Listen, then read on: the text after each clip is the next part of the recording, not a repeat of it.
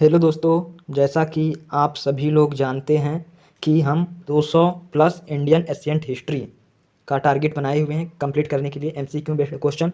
और इसमें MCQ based question जो है, इसमें एमसीक्यू ही नहीं है, ये आपको पता है। इसमें हम इससे रिलेटेड और भी आपको जानकारी इसमें शेयर करते हैं।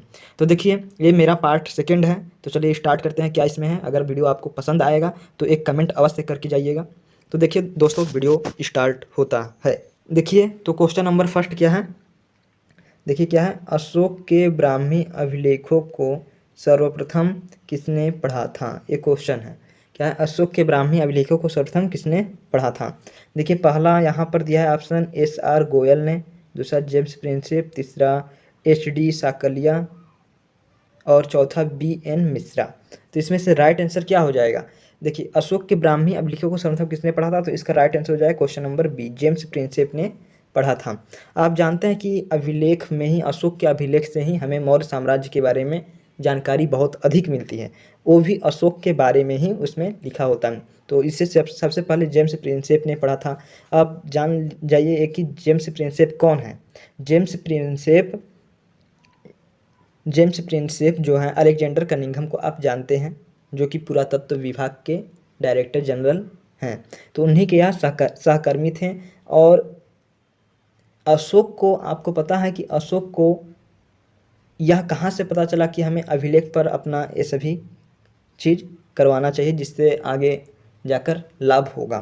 तो ये डेरियस से, यूनानी शासक, आपको पता है कि ईरान के शासक डेरियस ने इन्हें कहा था लिखने के लिए। अब देखिए, अशोक के लगभग कितने अभिलेख हैं। अशोक के लगभग 40 अभिलेख अभी तक प्राप्त हुए हैं। 40 अभिलेख। आप जानते हैं इनके अभिलेख भी है, स्तंभ लेख भी है, छोटे छोटे अभिलेख, बड़े बड़े। तो ये जो 40 अभिलेख हैं, इन्हें कहा जाता है चतुर्दश अभिलेख। और इनका जो है ब्राह्मी अभिलेख को जेम्स प्रिंसेप ने पढ़ा था। तो इतना आपको क्लियर हो गया होगा। अशोक ने ही धम्म की शुरुआत भी की है। धम्म का अर्थ आप जानते हैं, धर्म होता है। क्वेश्चन नंबर सेकेंड देखिए क्या है। क्वेश्चन नंबर 2 क्या है, बुद्ध ने अपने सर्वाधिक उपदेश कहाँ पर दिए। क्या है, बुद्ध ने अपने सर्वाधिक उपदेश कहाँ पर दिए। पहला है वैशाली, दूसरा श्रावस्ती, तीसरा वैशाली और चौथा राजगिरी। वैशाली 2 बार है, तो ये तो राइट आंसर नहीं है। यहाँ पर महात्मा बुद्ध का जन्म हुआ था, तो ये गलत हो जाएगा। यहाँ पर राजगृह भी नहीं होगा, ये भी गलत। तो श्रावस्ती इसका राइट आंसर हो जाएगा। तो सबसे पहले महात्मा बुद्ध ने कहाँ पर उपदेश दिए थे, श्रावस्ती में। आप जानते हैं श्रावस्ती बौद्ध धर्म और जैन धर्म दोनों का तीर्थ स्थान है। अब श्रावस्ती है कहाँ आपको वर्तमान में, तो आप जानते हैं सहित महित जो गांव है इस टाइम, पहले का श्रावस्ती था। अब देखिए, ये सहित महित गांव कहाँ पर, लोकेशन इसका बता दे रहे हैं। उत्तर प्रदेश के, आपको पता है कि उत्तर प्रदेश के गोंडा, ये आप जिला देखे होंगे। सहित महित को बता रहे हैं बहराइच, ये तो नाम सुने होंगे।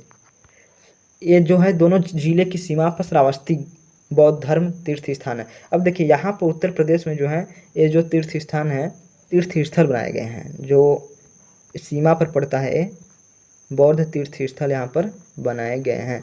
आप जाकर वहाँ पर देख सकते हैं अभी भी, सहित महित गाँव में। तो यही है, गोंडा और बहराइच के जिला की सीमा पर है, जो श्रावस्ती बौद्ध तीर्थ स्थान के नाम पर जाना जाता है।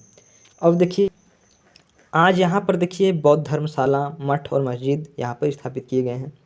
अब देखिए, आप इसके बारे में अच्छे से जान गए। देखिए क्वेश्चन नंबर 3, पृथ्वीराज चौहान, यहाँ पर देखिए, पृथ्वीराज चौहान के विरुद्ध लड़ने के लिए किस राजपूत शासक ने मोहम्मद गोरी को आमंत्रित किया। क्वेश्चन समझ गए होंगे कि पृथ्वीराज चौहान के विरुद्ध लड़ने के लिए किस राजपूत शासक ने मोहम्मद गोरी को आमंत्रित किया। पहला है जयपाल, दूसरा मूलराज, तीसरा जयचंद और डी है महिपाल। तो देखिए, एक चीज़ में ध्यान रखिए कि जयपाल तो हो नहीं सकता, ये भी नहीं होगा, ये भी नहीं होगा। जयचंद जानते हैं, जो कन्नौज का राजा था, वही पृथ्वीराज चौहान से सबसे पहले तो मित्रता का व्यवहार किया था, लेकिन उसके बाद यह शत्रुता, तराइन के द्वितीय युद्ध में इसने शत्रुता का व्यवहार किया, जिससे कि पृथ्वीराज चौहान हार गए। पहले तराइन का युद्ध जो 1191 ईस्वी में हुआ था, इसमें यह जीत गए थे। लेकिन 1192 में जो तराइन का युद्ध हुआ था, इसमें ये हार गए, क्योंकि जयचंद जो था वह इनसे गद्दारी कर बैठा। तो आप समझ गए होंगे। अब जयचंद के बारे में थोड़ा जान लीजिए। जयचंद कन्नौज का राजा था और पृथ्वीराज चौहान के वृद्धि के कारण, मतलब कि संपत्ति सभी चीज़ की वृद्धि के कारण इससे हत्या होने लगी थी, इसलिए इसने ऐसा किया। तो आप समझ गए होंगे। क्वेश्चन नंबर 4, निम्नलिखित में से कौन सा हड़प्पा संस्कृति का एक स्थल है जहाँ से फारस की खाड़ी की मुद्रा उत्खनन से प्राप्त हुई थी? ये देखिए क्वेश्चन आप समझ गए होंगे कि ऐसा कौन सा हड़प्पा संस्कृति का एक स्थल है जहाँ फारस की खाड़ी की मुद्रा का उत्खनन हुआ था। तो देखिए पहला है मोहनजोदड़ो, ये भी नहीं होगा। दूसरा धौलावीरा, तीसरा लोथल, चौथा कालीबंगा। तो इसका राइट आंसर हो जाएगा लोथल। लोथल जैसा कि आपको पता है एक बंदरगाह है और यह गुजरात में स्थित है। गुजरात में इसकी खोज 1954 से 56 के बीच में हुआ था। 55 के बीच में किसने किया था? रंगनाथ राव ने इसका खोज किया था। मोहनजोदड़ो को आप जानते हैं, मोहनजोदड़ो की खोज राखलदास बनर्जी ने किया था। और इसका क्या खासियत है? यहाँ पर सबसे बड़ा आपको मिलेगा स्नानागार देखने के लिए। तो ये भी आप समझ गए। उसी प्रकार से कालीबंगा के बारे में आपको बताए थे, जुते हुए खेत के साक्ष्य मिले हैं, तो आप समझ गए होंगे इसके बारे में। अब देखिए क्वेश्चन नंबर 5 क्या है? अशोक के शिलालेखों में सबसे छोटा स्तंभ लेख कौन सा है? अब देखिए पूछ रहा है कि अशोक के शिलालेख, सभी चीज़ें तो इस जो भी चीज़ था शिलालेख इसलिए कहा था क्योंकि सभी पत्थर के थे। अब स्तंभ भी थे तो भी पत्थर के थे, बस वो पिलर थे इसलिए स्तंभ कहा गया। और पत्थर आप जानते हैं, पत्थर के ही सब चीज़ थे। शिलालेख सबसे छोटा स्तंभ लेख कौन था? तो अब देखिए पहला है रुमिनदेई, दूसरा मास्की, तीसरा कालसी और चौथा धौली। तो इसका राइट आंसर आपका हो जाएगा क्वेश्चन नंबर ए, रुमिनदेई, यही इसका राइट आंसर हो जाएगा। और देखिए आपको जैसा कि सबसे पहले ही बताएं कि 40 अभिलेख टोटल इस समय तक खोजे गए हैं, जिसे चतुर्दश अभिलेख के नाम से जाना जाता है। अभिलेख आपको लिख कर बता दे रहे हैं, चतुर्दश अभिलेख के नाम से जिसे जाना जाता है। अब देखिए कुछ छोटे कुछ बड़े सभी प्रकार के अभिलेख मिले हुए हैं, और भी इसके बारे में आपको बता देते हैं कि ये जो शिलालेख और अभिलेख हैं, बड़े बड़े अभिलेख जो हैं कहाँ कहाँ पर मिले हुए हैं ये भी जान लीजिए। तो शाहबाजगढ़ी, मानसेहरा, कालसी, गिरनार, सोपारा, धौली और जौगढ़ ऐसे स्थानों पर मिले हुए हैं। तो समझ गए, शाहबाजगढ़ी, मानसेरा, कालसी, गिरनार, सोपारा, धौली और जौगढ़, ये सभी स्थान जो है फेमस है, यहाँ पर मिले हुए हैं ये सभी अभिलेख। तो समझ गए होंगे आप। अब देखिए क्वेश्चन नंबर, देखिए गुप्त काल में निर्मित भगवान बुद्ध की कांस्य प्रतिमा कहाँ से प्राप्त हुई है? कह रहा है क्वेश्चन कि गुप्त काल अर्थात गुप्त काल की स्थापना किसने की थी? श्री गुप्त ने की थी। तो वो जो था गुप्त काल में निर्मित भगवान बुद्ध की कांस्य की प्रतिमा कहाँ से प्राप्त हुई थी, एक क्वेश्चन है आपका। तो पहला है सुल्तानगंज, दूसरा बोध गया, तीसरा अजंता और चौथा मथुरा। अब देखिए अजंता से भी नहीं और यहाँ पर मथुरा से भी नहीं, सुल्तानगंज इसका राइट आंसर हो जाएगा। अब देखिए सुल्तानगंज कहाँ पर पड़ता है, इसका भी लोकेशन जान लीजिए इस समय। तो यह बिहार में है, बिहार के भागलपुर जिला का नाम आप सुने होंगे, वहाँ पर यह स्थित है। वर्तमान में जो एक कांस्य की प्रतिमा महात्मा बुद्ध की आप देख रहे हैं यहाँ पर लिखा हुआ है, वर्तमान में यह प्रतिमा इंग्लैंड में रखा गया है। इंग्लैंड में ये क्या है आपको देखने को मिलेगा। इस प्रतिमा की एक खासियत ये है कि इंग्लैंड के संग्रहालय में ये रखा तो गया है, लेकिन यह भारत का ही है, जा किया था। तो उसी प्रकार से यहाँ पर देख लीजिए कि महात्मा बुद्ध का जो प्रतिमा है, जो भारत से वो सभी ले गए हैं, वो कितना लंबा था, मतलब 2 टन से भी अधिक भारी था, 2 टन से भी अधिक भारी था। और भी जान लीजिए, और 2 मीटर ऊंचा था, 2 मीटर। आप समझ सकते हैं 2 मीटर कितना होता है, 2 मीटर वो क्या था, ऊंचा था। तो ये सभी आप समझ गए होंगे। चलते हैं क्वेश्चन नंबर 7। देखिए गुप्तोत्तर काल के बारे में निम्न में से क्या असत्य है? यहाँ पर कहा है गुप्तोत्तर काल के बारे में निम्न में से क्या असत्य है। पहला है गुप्तोत्तर काल में गांव भी अपनी मुद्रा जारी करने लगे, गांव में भी सभी मुद्रा जारी करने लगे। ग्रामीण समुदायों के भूमि संबंधी अधिकारों का ह्रास हुआ। एक नए भूमिधर वर्ग का उदय हुआ, व्यापार का पतन हुआ, राष्ट्रकूटों ने सैनिकों को भूमि अनुदान नहीं दिया। ये आपको चार ऑप्शन दिख रहा है। तो यहाँ पर इसको टिक लगाने से पहले यहाँ पर एक चीज़ ध्यान दीजिएगा, आपको पार्ट फर्स्ट में भी एक चीज़ बताए हुए हैं कि यहाँ पर असत्य है पूछा हुआ है, मतलब कौन इसमें सत्य नहीं है बात गुप्त काल के बारे में, ये आप समझिए। नहीं, गुप्तोत्तर काल है, गुप्त काल के बाद जो काल आया था। अब देखिए तो क्या हो जाएगा इसका, इसमें से असत्य कौन सा बात है ये देखिए। तो इसमें एक नए, यहाँ पर जो लिखा है आपको सी ऑप्शन दिख रहा होगा, यही इसका राइट आंसर हो जाएगा। एक नए भूमिधर वर्ग का उदय हुआ एवं व्यापार का पतन हुआ, ये इसके बारे में एक असत्य है, एक गलत है, ये नहीं, ऐसा नहीं हुआ था। ठीक है, यही बात असत्य है कि एक नए भूमिधर वर्ग का उदय हुआ, व्यापार का पतन हुआ, एक गलत है। उस समय भारत का स्वर्ण युग जो था उसी काल को कहा जाता था, ये भी ध्यान रखिए।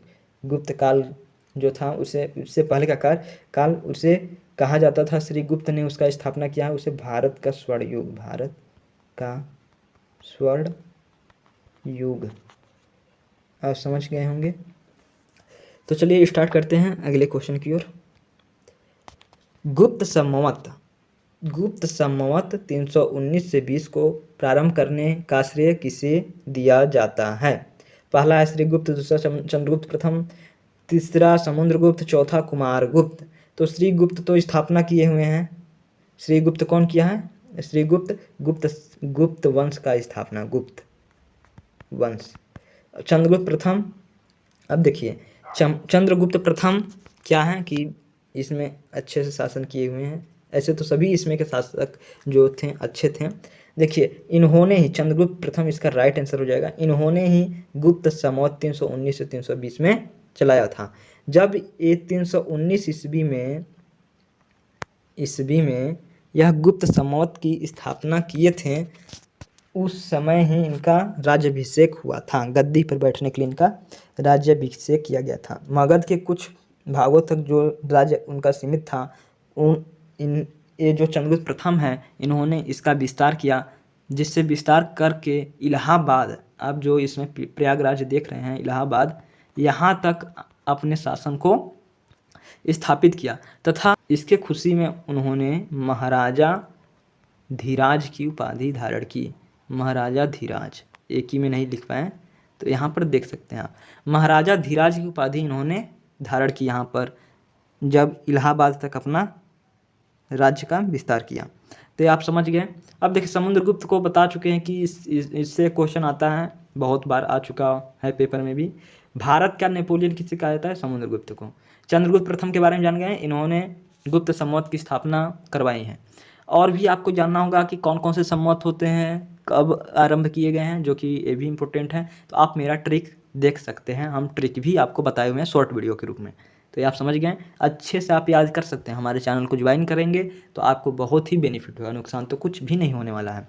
देखिए डी, कुमारगुप्त। एक कुमारगुप्त कौन है? कुमारगुप्त जो हैं नालंदा विश्वविद्यालय की स्थापना करवाए थे, अर्थात उसको बनवाए थे बिहार में, जो आपको था। और उसे खिलजी शासक जो था उसने तो जला दिया था उसे, जिससे इस समय तो आपको देखने के लिए नहीं मिलेगा। तो इसके बारे में इतना आप जानकारी जान गए होंगे। तो देखिए आपको जितना हमें आ रहा है सभी आपको जानकारी इससे रिलेटेड दे दे रहे हैं।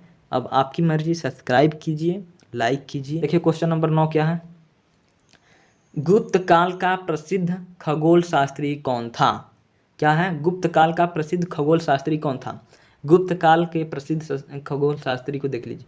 क्वेश्चन नंबर फर्स्ट, मतलब ऑप्शन ए क्या है? भास्कराचार्य, दूसरा वारामिहिर, तीसरा आर्यभट्ट, चौथा ब्रह्मगुप्त। तो इसका राइट आंसर क्या हो जाएगा? आप बताइए, इसका आंसर बताइए। इसका राइट आंसर हो जाएगा आपका आर्यभट्ट। गुप्त काल का प्रसिद्ध खगोल शास्त्री कौन था? आर्यभट्ट थे। वही ये सब जो देश खगोल का मतलब हो गया जो अंतरिक्ष के बारे में जानकारी हासिल करता है। आर्यभट्ट एक ज्योतिर्विद थे, ज्योति विद्या भी इन्हें आती थी। और देखिए और भी इनके अतिरिक्त और भी महान लोग थे गुप्त काल में। वारामिहिर, ब्रह्मगुप्त, भास्कराचार्य, ये सभी का भी प्रमुख स्थान था, लेकिन इनका उससे भी अधिक प्रमुख स्थान था गुप्त काल में। तो ये आप समझ पा रहे होंगे। नालंदा विश्वविद्यालय में इन्होंने शिक्षा प्राप्त की है। आर्यभट्ट कहाँ पर शिक्षा प्राप्त किए हैं? नालंदा विश्वविद्यालय में। और यह एक ग्रंथ भी लिखे हैं 23 वर्ष की उम्र में इन्होंने। 23 वर्ष की जब इनका उम्र था तो इन्होंने एक ग्रंथ लिखा है जिसका नाम है, आपको नाम बता दे रहे हैं, इसका नाम है आर्यभट्टीय ग्रंथ। आर्यभट्टीय ग्रंथ बहुत ही फेमस पुस्तक है ये, तो आप जान गए होंगे इसके बारे में। आर्यभट्टीय ग्रंथ उसका नाम है। ये जो ग्रंथ है ये चारों तरफ प्रभावित हुआ था, मतलब सभी लोग इसको जान रहे थे। इसी खुशी में जो उस समय के राजा बुद्धगुप्त थे, राजा बुद्धगुप्त ने इन्हें नालंदा विश्वविद्यालय का प्रमुख बना दिया। तो आप समझ गए होंगे इनके बारे में, इतना काफ़ी डिटेल्स है। और इनका जन्म भी जान लीजिए। इनका जन्म जो हुआ था, इनका जन्म, आर्यभट्ट का जन्म कब हुआ था? तो आप याद रख लीजिए इसके 476 ईस्वी में, कभी आपको काम देगा। 476 ईस्वी में इनका जन्म हुआ था। तो इतना आप समझ गए होंगे। अब देखिए क्वेश्चन नंबर 10 क्या है, 10। सिंधु घाटी सभ्यता के लोग किसकी पूजा करते थे? क्या है? सिंधु घाटी के लोग किसकी पूजा करते थे? ये तो बहुत ही क्वेश्चन सिंपल है। ये आप फिर से आपको रिपीट कर दें, ये प्राचीन इतिहास है। अभी आपको मध्यकालीन इतिहास, उसके बाद आधुनिक इतिहास, भूगोल, उसके बाद नागरिक शास्त्र, सभी चीज़ें इसमें आपको वीडियो में मिलेगी। और कंपटीशन की ये चैनल है तो इसमें आपको इन्फॉर्मेशन भी मिलेगा। आप देख पा रहे होंगे, आप प्लेलिस्ट खोल के चेक कर सकते हैं। और भी इसमें आपको चीज़ें मिलेगी, ट्रिक मिलेगा, मैथ का मैथ, बेसिक साइंस, ये सभी का आपको कवर इसमें करवाया जाएगा। आप देख सकते हैं पिछला वाला वीडियो, आपको बहुत बेनिफिट होगा। अब देखिए पहला ऑप्शन इसमें है विष्णु, दूसरा ब्रह्मा, तीसरा इंद्र और वरुण, पशुपति। तो देखिए सिंधु घाटी सभ्यता है और इसका भी अनेक नाम है। सिंधु घाटी सभ्यता को कहते हैं हड़प्पा सभ्यता। अब हड़प्पा सभ्यता इसे क्यों कहते हैं?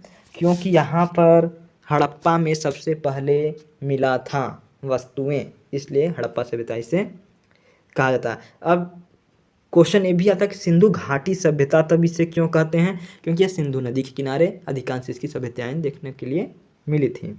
और भी इसे अनेक नाम से जाना जाता है। इसे एक और नाम से बता दे रहे हैं सभी चीज़, कांस्य युगीन सभ्यता के भी नाम से इसे जाना जाता है। क्यों जाना जाता है? क्योंकि कांस्य इस समय मिला था यहाँ पर, कांस्य की खोज यहाँ पर हुआ था। तो ये आप समझ गए होंगे। अब देखिए इसका राइट आंसर क्या हो जाएगा? सिंधु घाटी सभ्यता के लोग किसकी पूजा करते थे? तो पशुपति की पूजा करते थे। ये कहाँ से पशुपति का मूर्ति मिला था? तो मोहनजोदड़ो से मिला था, मोहनजोदड़ो। आप समझ गए होंगे, ये है इसका पशुपति की मिला था। अब पशुपति नाम से ही पता चल रहा है कि शिव भगवान का यहाँ पर पूजा होता था। तो ये आपको क्लियर होगा। अब देखिए आगे बढ़ते हैं इसके 11वां क्वेश्चन पर। देखिए क्या है क्वेश्चन, निम्नलिखित में से कौन सा कथन सिंधु घाटी सभ्यता के संबंध में सही है? निम्नलिखित में से कौन सा कथन सिंधु घाटी सभ्यता के संबंध में सही है, मतलब इससे रिलेटेड कौन सा कथन सही है? पहला है उनके घर ईंटों से बने थे। दूसरा सभा भवन की खोज मोहनजोदड़ो में हुई। अब देखिए घर की निर्माण योजना में खुला चौक मुख्य लक्षण था, उपयुक्त सभी। तो घर तो ईंटों से बने थे, ये भी सही है। सभा भवन की खोज मोहनजोदड़ो में हुई, ये भी सही है। घर का निर्माण योजना में खुला चौक मुख्य लक्षण था, ये भी सही है। मतलब जो वहाँ का था व्यवस्था एकदम योजनाबद्ध तरीके से बनाई गई थी। वहाँ का जो था जल निकास प्रणाली वह बहुत ही उन्नत था। नालियाँ बनी हुई थी और सड़कें बना हुआ था। आपको एक चीज़ याद रखना है कि प्रत्येक सड़क जो था मोहनजोदड़ो का 90 डिग्री पर काटता था, ये तो सही है। लेकिन वर्तमान में आपको एक चीज़ देखने के लिए मिलेगा, यहाँ पर क्वेश्चन नंबर 11 का उपयुक्त सभी राइट आंसर होगा। वर्तमान में आपको एक चीज़ देखने के लिए मिलेगा कि सबसे पहले घर बन जाता है, उसके बाद सड़क लोग बनाते हैं।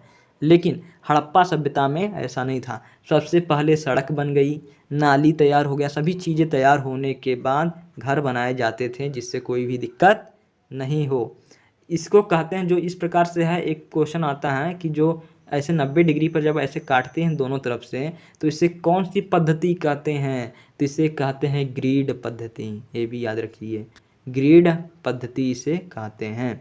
आपको सभी डिटेल दे रहे हैं। ग्रिड पद्धति इसे कहा जाता है। तो क्वेश्चन नंबर 11 आपको अच्छे से क्लियर हो गया होगा। अब देखिए क्वेश्चन नंबर 12। क्वेश्चन नंबर 12 देखिए क्या है, वह सही तिथि क्रम क्या है जिसमें निम्नलिखित ने भारत पर आक्रमण किया। ये है क्वेश्चन आपका, वह सही तिथि क्रम क्या है जिसमें निम्नलिखित ने भारत पर आक्रमण किया। देखिए पहला दिया हुआ है हूण, दूसरा कुषाण, आर्य, यूनानी। तो इसको क्रमबद्ध तरीके से फिट करना है कि कौन कौन सा तिथि क्रम होगा। तो देखिए अब इसके लिए आपको यहाँ पर देखिए ये ऑप्शन से भी पता चल जाता है। पहला है ए ऑप्शन है 4 3 2 1, मतलब कि सबसे पहले 4 में यूनानी, तो यूनानी, आर्य, फिर कुषाण, हूण। तो इस प्रकार से ऑप्शन दिया है जो आक्रमण किए हुए हैं। दूसरा है 3 4 2 1, सी है 4 2 3 1, फिर उसके बाद डी है 3 4 1 2। तो इसका राइट आंसर आप बता सकते हैं क्या होगा, प्रयास कीजिए बताने के लिए। तो देखिए हड़प्पा सभ्यता, अब देखिए हिस्ट्री का थोड़ा कहानी जान लीजिए। हिस्ट्री आपको एक बार रिपीट करवा देना है। तो हड़प्पा सभ्यता में सबसे पहले, हड़प्पा सभ्यता तो सबसे प्राचीन सभ्यता है, वहाँ से ही स्टार्ट होता है हम लोग का हिस्ट्री लिखना। कोई भी स्टार्ट किया है अभी तक तो वहाँ से किया है। हड़प्पा सभ्यता कब था, 3000 ईसा पूर्व में लगभग में, ठीक। उसके बाद आप रिटर्न लीजिए तो आएंगे आप 1500 में आएंगे। तो यहाँ पर वैदिक सभ्यता आ गया था। वैदिक सभ्यता कैसे आया, आर्य लोग यहाँ पर आए थे तभी वैदिक सभ्यता आया। तो सबसे पहले 1500 ईसा पूर्व, मतलब 1500 BC, बिफोर क्राइस्ट जिसे कहते हैं, यहाँ पर आर्य सबसे पहले आए। तो इसका सबसे पहले क्या हो जाएगा, आर्य। तो आर्य ने भारत पर आक्रमण किया, उसके बाद आए यहाँ पर रहने के लिए। हिंदू इस समय जो हैं वही हैं। तो देखिए तो इसका सबसे पहले आर्य, आपको तीसरा नंबर पर आर्य दिख रहा है, ठीक। तो आर्य हो गया यहाँ पर। उसके बाद देखिए अब देखिए 3 ऑप्शन किस में है, एक बी में मिल रहा है, ऑप्शन से भी चेक करने का प्रयास करेंगे ना। बी में मिल रहा है और एक डी में मिल रहा है, ये आप समझ पा रहे होंगे। एक बी में और एक डी में आने का 1500 से 1000 ईसा पूर्व में, BC यहाँ पर लिख देना है, बिफोर क्राइस्ट हो गया।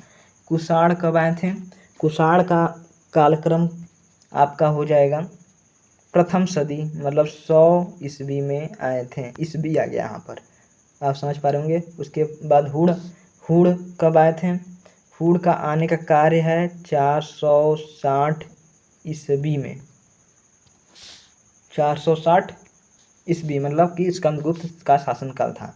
और यूनानी कब आए हैं, यूनानी जो है आर्य के बाद आए हैं।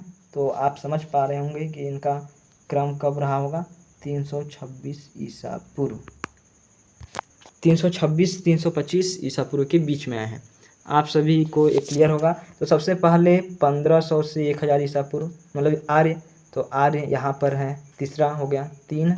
उसके बाद देखिए इसके बाद 326 ईसा पूर्व लिखा हुआ है, तो हो जाएगा उसके बाद 4।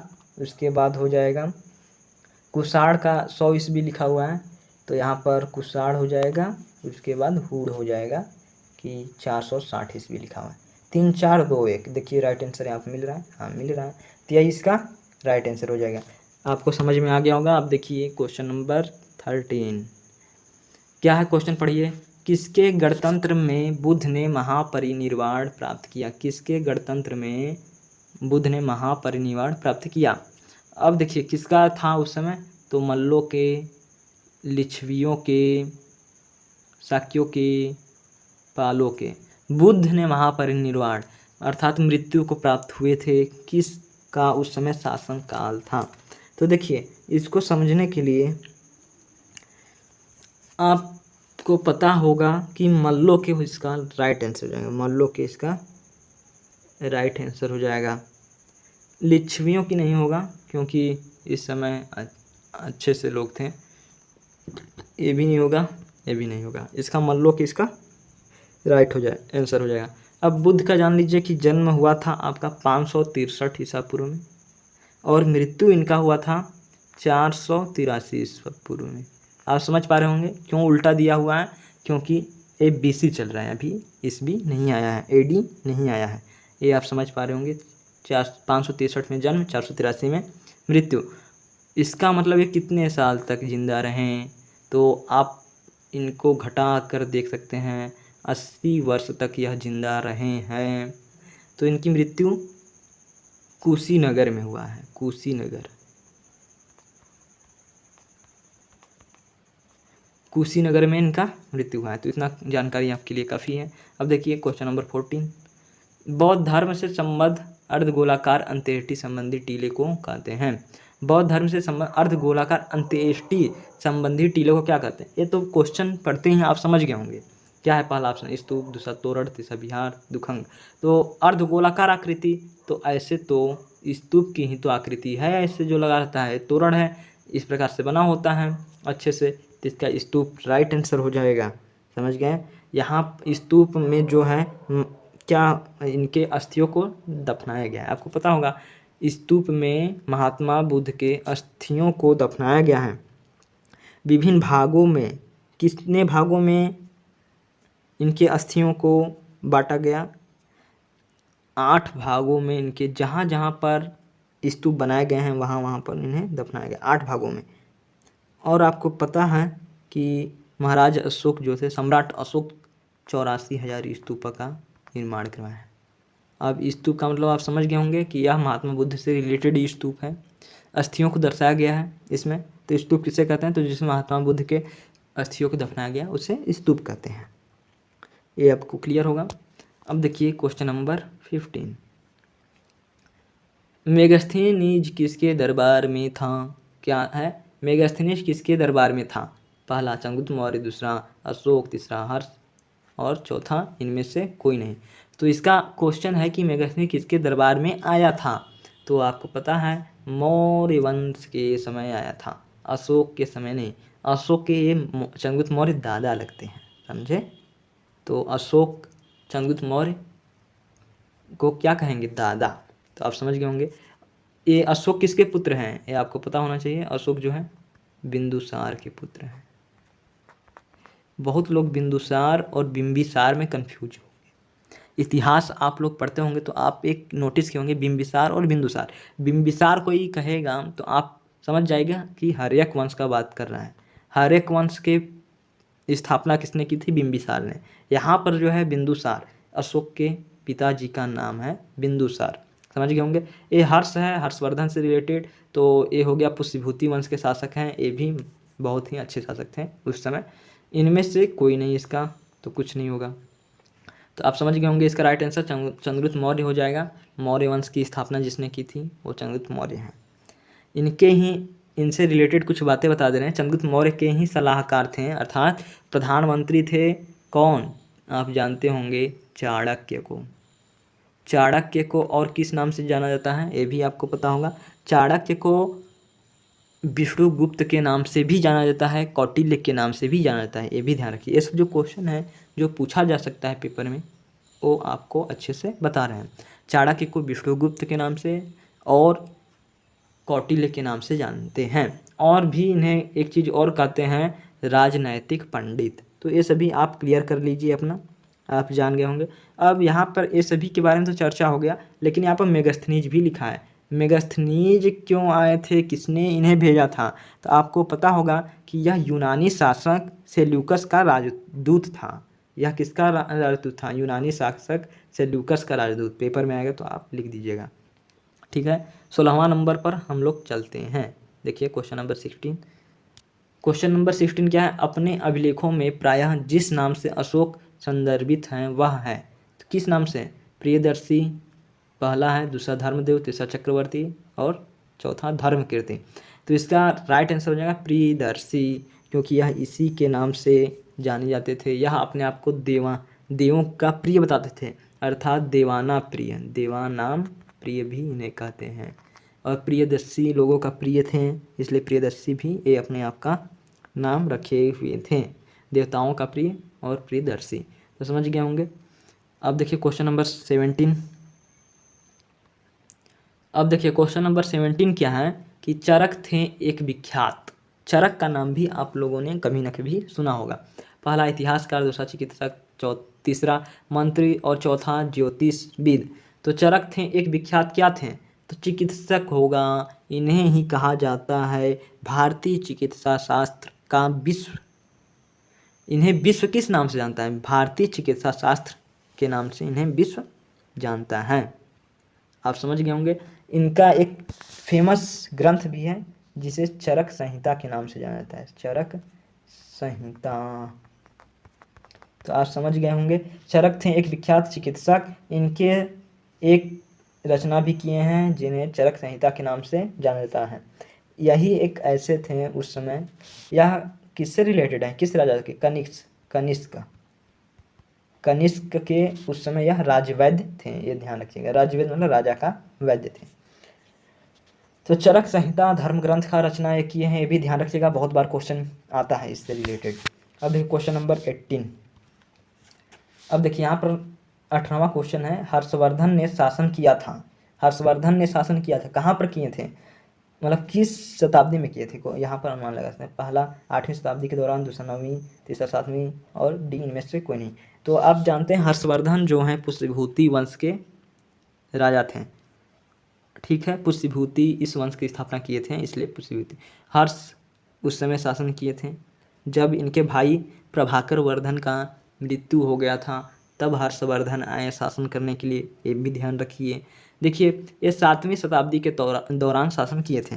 7वीं शताब्दी अर्थात इनका जो काल था 606 से 647 ईस्वी। समझ पा रहे होंगे आप, इतने में ये शासन किए हैं। और इन्होंने अपनी राजधानी बनाया था कन्नौज को। इन्होंने राजधानी कन्नौज को बनाया थे, ये आप समझ गए होंगे। तो देखिए अब क्वेश्चन नंबर 90 पर चलते हैं। देखिए 19 क्वेश्चन क्या है? क्वेश्चन नंबर 19, पंजाब के हिंदू शाही राजवंश को किसने स्थापित किया? पहला वसुमित्र, दूसरा कल्लर, तीसरा जयपाल और चौथा महिपाल। तो देखिए पंजाब के हिंदू शाही राजवंश यहाँ पर आ गया। किसने स्थापित किया पंजाब के हिंदू शाही? तो यहाँ पर देखिए लिखा है कल्लर, तो इन्होंने ही स्थापित किया इस वंश को, ये भी याद रखिए। देखिए क्वेश्चन नंबर 20 क्या हो जाएगा? हर्षवर्धन को निम्नलिखित में से किसे हराया था? अब ये तो क्वेश्चन पिछले वाले जो पार्ट 1 में बनाए थे उसमें भी ये क्वेश्चन आया था, लेकिन इनडायरेक्ट रूप से आया था। देखिए पहला गोविंद तृतीय, दूसरा कर्क द्वितीय, फिर इसके बाद तैलप प्रथम, डी हो जाएगा पुलकेशिन द्वितीय। तो हर्षवर्धन को किसने हराया था? पुलकेशिन द्वितीय, चालुक्य वंश का प्रसिद्ध शासक। कौन है? पुलकेशिन द्वितीय। कहाँ पर हराया था ये भी ध्यान रखिए, और किस ईस्वी में हराया था ये भी ध्यान रखिए। 634 ईस्वी में हराया था, नर्मदा नदी के तट पर। नर्मदा नदी के तट पर। लेकिन एक चीज़ याद रखिएगा कि हर्ष ने भी इन्हें फिर अपना बदला लेने के लिए कहा जाता है कि हराया था। तो ये आप समझ गए होंगे। तो अगर यह वीडियो आपको पसंद आया होगा तो इसे सब्सक्राइब कर लीजिए, और बस इतना, सब्सक्राइब कीजिए, लाइक कीजिए और एक कमेंट अवश्य कीजिएगा कि वीडियो कैसा